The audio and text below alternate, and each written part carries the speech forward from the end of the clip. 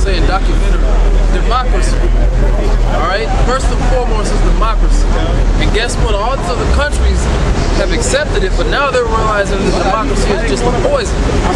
Alright? They despise democracy. All those countries were really better off back then before America got a foothold in them. They're shoving democracy down their throat. Yeah, they're like, one was either you, somebody said it last, y'all talked about it last week, if democracy was so good, why the hell do you have to force it on people? That's right, brother. Alright, that was the brothers, y'all talked to the doctor said that. That's right, man. People should willingly accept it if it's so good. That's right. And you don't change a person's mindset with war. You change it with commerce, man. Right. You go and talk to a group of people, man. If you say we're going to get rid of them, we're going to kill all these terrorists. You want to fight the ideology of terrorists, you don't go and bomb a group of people and tell them, hey man, love me now. How you gonna destroy my whole country and tell me to love you, man? That's right, brother. Right now, if I'm in the world and somebody came over here, you know, this is just an example, and bomb this place up and kill all my family. We talking thousands of people, billions, almost millions of people over here, man. Your whole family is destroyed. They're saying, oh, they're just my bad. We were just trying to get these terrorists. That's just war. That's the way it is. Aren't you gonna be mad? That's right. Aren't you gonna be upset? You're gonna fight, man. Man, they show you that in a movie like The Red Dawn. It was the new one. It was black, but they show you that. You have these Chinese coming and invade us. They come and invade the country. Guess what? Some old dude's dad got shot or whatever, and they rose up and started fighting against these dudes. If you look at it, if you put it in the perspective of us over here, like the brother just said, you know damn well people are gonna rise up and fight. So how the hell you gonna call them people all terrorists and insurgents? All them people shitting and squatting in people's backyards, shooting their families and kids and splattering their brains all over the place. But you say we're on the lookout for terrorists. Then you got these maniacs going on goddamn rape sprees. Yeah. Literally called rape sprees. Where they're going to city and city just raping your women, man. When you stand up, you're like, oh hell no, you ain't gonna just take out women like this, man. That's right. So by any means necessary, you're gonna fight back, man. That's right. You know? And like I was gonna say, the only reason why the white man believe his democracy gonna work around the world is because these people on this sign believe you stupid ass 2/3 Negroes fell into the white man's democracy. That's the reason why you niggas, as much as he destroyed you, killed you, raped you, put you in slavery, you 2/3 Negroes still love him, man. You still love him. So therefore, the white man think he can go around the world and do the same thing to them. That's right. As he did it first, you know, throughout history. That's right. I mean, he's been putting. I mean, as far as starting here on this side of the globe, he did it to you.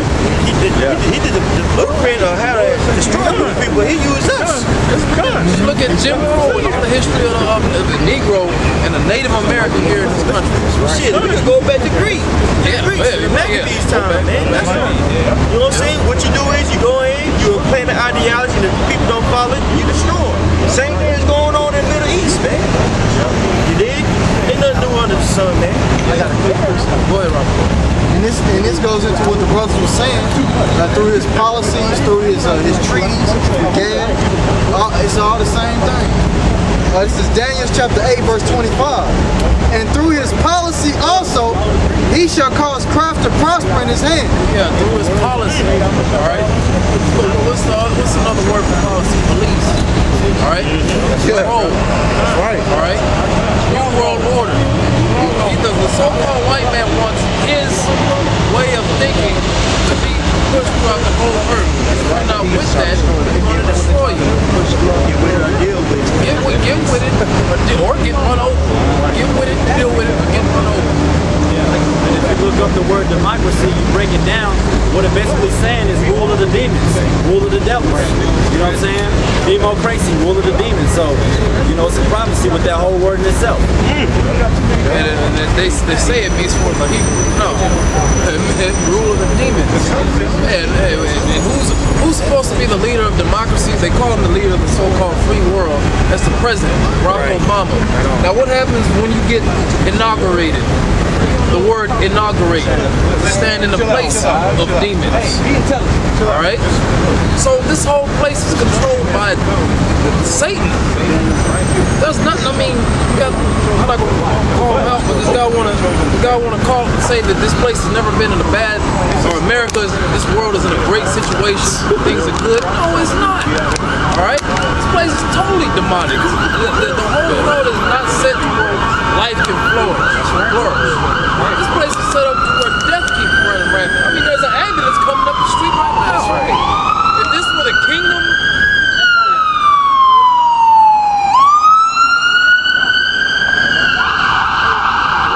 nobody in the back.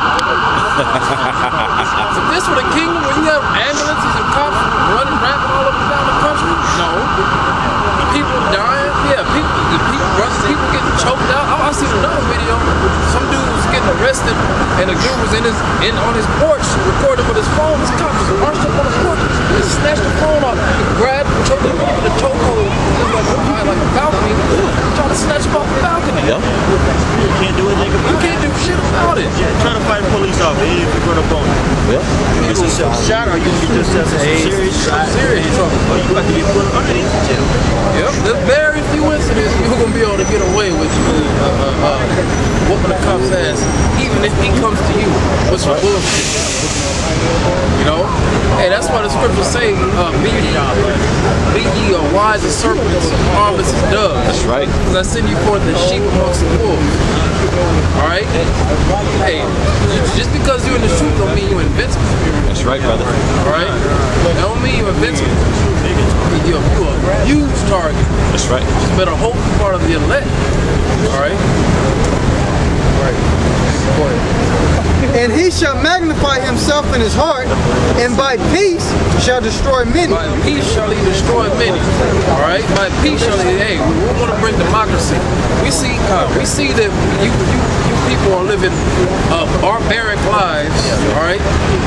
That's pretty much, when you look at the so-called white man throughout history, Greek, Rome, to America, to the Spaniards, to the British, to America, they always call outsiders barbarians or savages.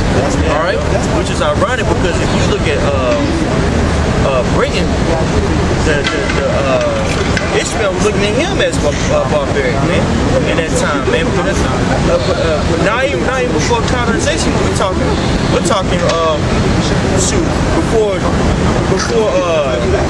Britain was even relevant, man, because they didn't really get relevant until what, 1492, when they started coming up in power. Before that, man, if you went to Britain, man, they had very barbaric rituals.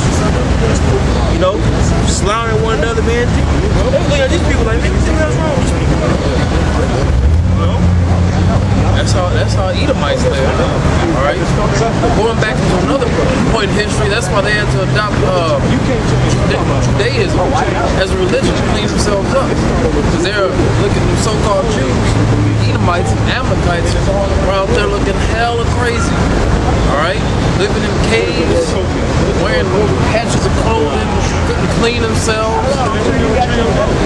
Yeah, they wouldn't change clothes at the rot off.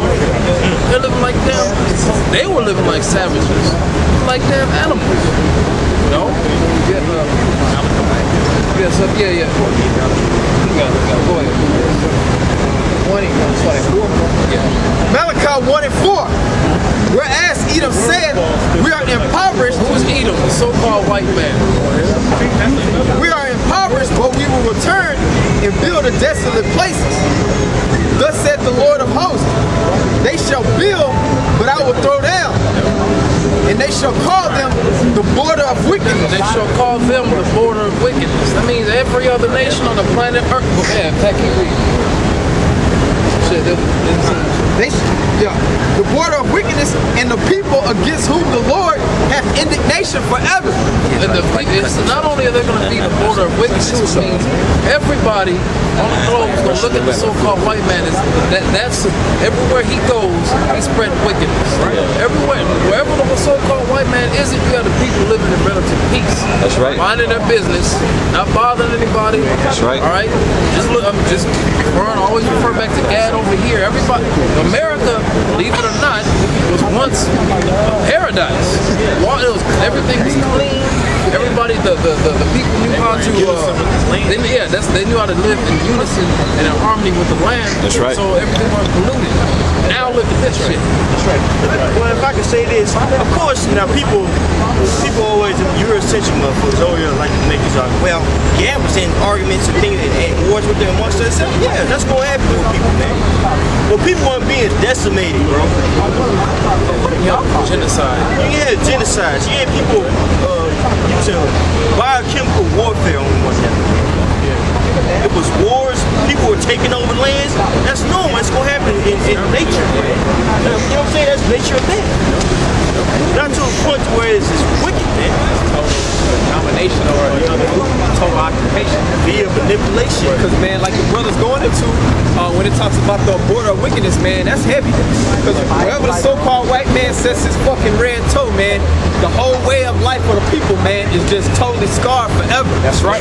And that's why now we coming into a point where all these heathen nations, man, who have took part in all the wine, the philosophies, chiefly democracy with America, they despise America. Right. Because I always like to give this example, like in a lot of the Arab nations, man, you know, for some account, they did have their women in order. You know, their women's heads were covered, their women weren't driving around talking back, but now their women are bucking up. Where do you think they get that from, man? That's just one account on a small level of the wickedness, man, wherever this so-called white man goes, man. Yep, wherever he goes, that's when the bullshit starts. That's when you have people on reservations drinking themselves to death, getting drunk on Listerine, all right, getting high off drugs, all right, hand sanitizer, getting addicted to drugs, all right. When the so-called white man comes and sets somebody hold Sirach 12. You got? Oh, read that. Yeah. This is the first book of Maccabees, chapter 1, and I started 1. And it happened that after that Alexander, son of Philip the Macedonian, Alexander, son of Philip the Macedonian. This was an Edomite, a so-called white man. Go ahead. who came out of the land of Chittim, had smitten Darius, the king of the Persians and Medes, that he reigned in his stead the first over Greece, and made many wars and won many strongholds, and slew the kings of the earth. And went. Yeah, because Alexander, if you read, just look at the history of him, he went out trying to conquer the whole known world during his time. Like the brother said, he did his thing. Go ahead. And went through to the ends of the earth and took spoils of many nations, insomuch that the earth was quiet before him. And it even said that at one point he cried because there was no earth left to be conquered. That's how the so-called white man is. He can't just stop, sit down somewhere and chill out. Judah can sit down somewhere and chill out. All right. Look at King David. After he slaughtered all the nations and dominated all the nations that were coming up against Jerusalem and Israel, guess what? He chilled out. And then Solomon came along and was chilling. 40 years. Right, that goes back to the prophecy of Jacob and Esau, man. Just starting in Genesis, man. Because it talks about Jacob being a plain man dwelling in tents. Meaning our people, for the most part, man, we just like to get some wine, you know, maybe get some box, some food, just chill at the crib, man. But it says that Esau, he was a man of the field. Like, meaning he was always wanting to scour about, man. I got a precept for you too. Alright, it says, whereupon he was exalted, and his heart was lifted up.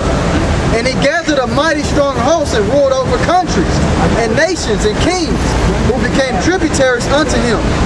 And after these things he fell sick, and perceived that he should die.